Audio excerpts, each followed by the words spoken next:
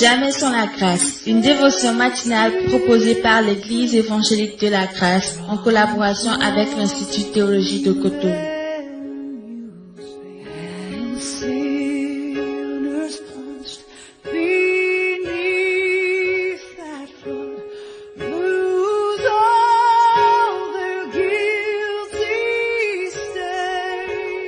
Bonjour chers amis, chers internautes, réel plaisir pour nous ce beau matin de vous savoir nombreux à l'écoute dans votre dévotion Jamais sans la grâce. Et nous bénissons aussi Dieu pour tous ceux qui suivent cette dévotion partout où vous êtes, et aussi à travers cette dévotion, le cours que l'Institut théologique de Cotonou nous a proposé. On a des étudiants à distance, c'est vraiment merveilleux. Peut-être c'est des gens qu'on ne connaît pas forcément, mais on se régale de travailler avec êeux depuis déjà la semaine passée. Et cette semaine, ça fait déjà la deuxième semaine que ces cours à distance ont repris. Que Dieu vous bénisse. Et si vous êtes désireux d'intégrer le groupe, merci de nous faire signe au 00229 94 75 80 20. Que Dieu vous bénisse ce matin au nom puissant de Jésus-Christ.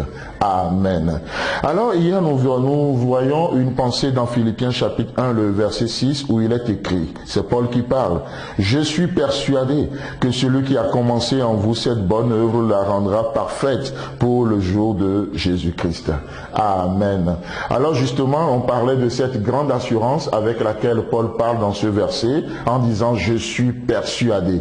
Paul n'est pas douteux. Paul ne dit pas il se pourrait que. Paul ne dit pas oui mais si toutes les conditions sont réunies. Non, il dit je suis persuadé. C'est une ferme assurance que ce mot, cette expression nous traduit. Et donc dans l'original, comme on l'avait vu hier, ça parle de deux mots. Le premier c'est apaiser, apaiser. Et juste pour illustrer, pour aller un peu plus loin dans cette pensée de le fait d'être apaisé dans l'œuvre de Dieu, parce que c'est une des choses qui caractérise tout ce que Dieu fait. Ce n'est pas l'agitation, ce n'est pas les grincements de dents, non, c'est l'œuvre de Dieu de paix se fait dans la paix et non dans l'amertume. Donc nous voyons un beau verset dans Esther, chapitre 7 et le verset 7, il est question du roi d'Assyrus, le roi Assyrus, et ici il est dit: et le roi dans sa colère se leva et quitta le festin pour aller dans le jardin du palais. Haman resta pour demander grâce de la vie à la reine Esther, car il voyait en ce que sa perte était arrêtée dans l'esprit du roi. Amen.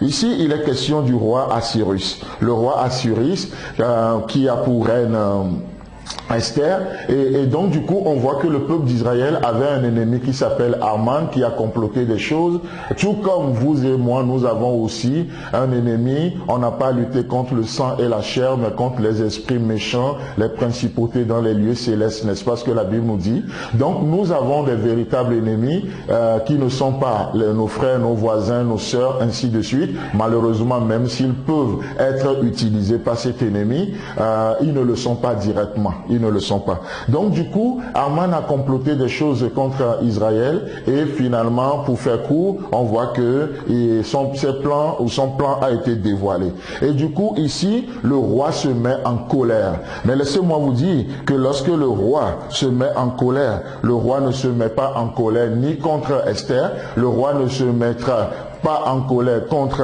Mardoché. Le roi des rois ne se mettra jamais en colère ni contre toi ni contre moi, mais le roi se met en colère contre l'ennemi de son peuple. Le roi, la colère du roi, c'est pour Haman et non pour Mardoché, et non pour Esther, et non pour toi, et non pour moi. Oh, je ne sais pas qui tu es, je ne sais pas ce que tu as vécu, je ne sais pas ce que tu as fait, et je ne sais pas non plus ce que tu n'as pas fait, mais je sais une chose: la colère du roi, ce n'est pas pour toi. Vous savez pourquoi? Parce qu'il y a un prix qui a été payé pour toi et pour moi. Il n'y a aucun prix qui a été payé pour Haman. Haman va payer ce prix de sa vie. Mais toi et moi, oh, Christ a pris notre place. Il est mort à la croix pour nous. Il a pris notre place. Et donc aujourd'hui, oh, nous pouvons inviter notre roi dans un festin. N'est-ce pas ce qu'il nous dit dans Apocalypse chapitre 3? Je suis à la porte. Je frappe. Il veut festoyer avec nous. Il veut communier avec toi toi et moi. Mais quant à ce qui concerne Aman, le roi se lève, il quitte la fête. Il n'y a pas d'apaisement pour Aman. C'est le trouble, c'est des grincements de dents pour Aman.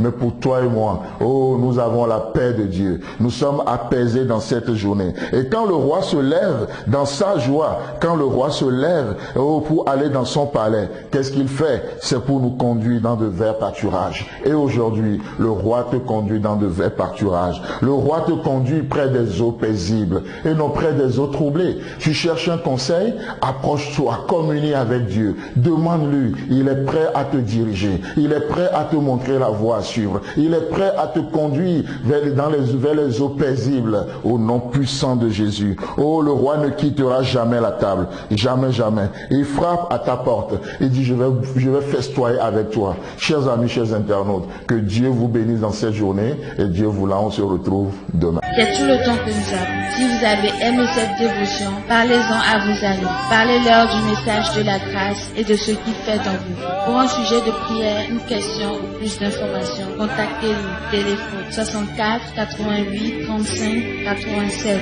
ou 96 42 69 05 ou par WhatsApp au 94 75 80 20.